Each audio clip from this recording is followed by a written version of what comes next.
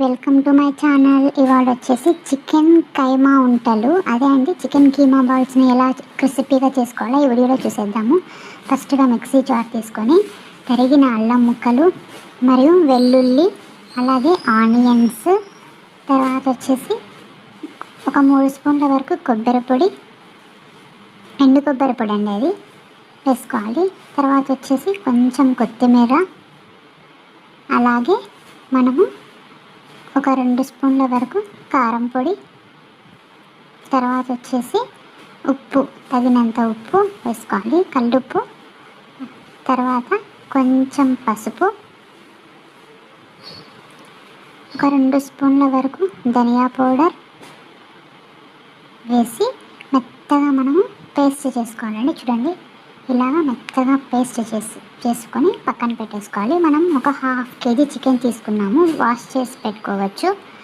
Wash చేసి పెట్టుకున్న తర్వాత మనము ఇది మేమైతే దంచుకుంటున్నాము, మిక్సీ జార్లో కూడా వేసుకోవచ్చు అండి. ఈ పేస్ట్ను, ఈ చికెన్ రెండింటిని బాగా దంచాలండి. అంటే కచ్చా పచ్చాగా అయినా సరిపోతుంది. మీకు కావాలనుకుంటే నున్నగా, అంటే సాఫ్ట్గా కూడా దంచుకోవచ్చు. నున్నగా అయితే బాగుండదు, అందుకే మేము కచ్చా పచ్చాగా దంచుకున్నాము. దంచుకున్న తర్వాత మనం చిన్న చిన్న ఉండలుగా చేసుకోవాలి. ఉండలుగా చేసుకొని ఆయిల్లో ఫ్రై చేసుకోవాలండి.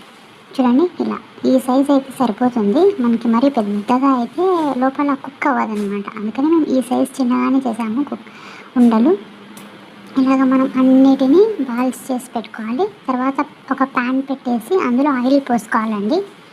ఆయిల్ పోసుకొని ఇలా ఒక్కొక్కటిగా, ఆయిల్ వేడెక్కిన తర్వాత ఇలా ఒక్కొక్కటిగా చికెన్ కీమా బాల్స్ అన్నీ పెట్టేసుకొని సిమ్లోనే ఉండాలి, సిమ్లోనే కుక్ చేసుకోవాలండి. మనం మిగిలిపోయిన చికెన్ మనం 1/2 kg తీసుకుంటాం కదా, అందులో మనం బోన్స్ ఉంటాయి కదా, ఆ బోన్స్ అన్నిటిని మనం ఈ బాల్స్ సైడ్ చెరిపేసి ఆ లాస్ట్లో బోన్స్ వేసేస్తే అవి కూడా కుక్ అవుతాయండి. బోన్స్ తినే వాళ్ళకి అవి కూడా కుక్ చేసుకోవచ్చు, లేదు వద్దనుకుంటే అవి పడేసుకోవచ్చు. మేమైతే తింటాం కాబట్టి చేసుకున్నాం. చూడండి, క్రిస్పీగా ఎంత బాగుంది. ఒకసారి ట్రై చేసి కమెంట్ చేయండి. బాయ్.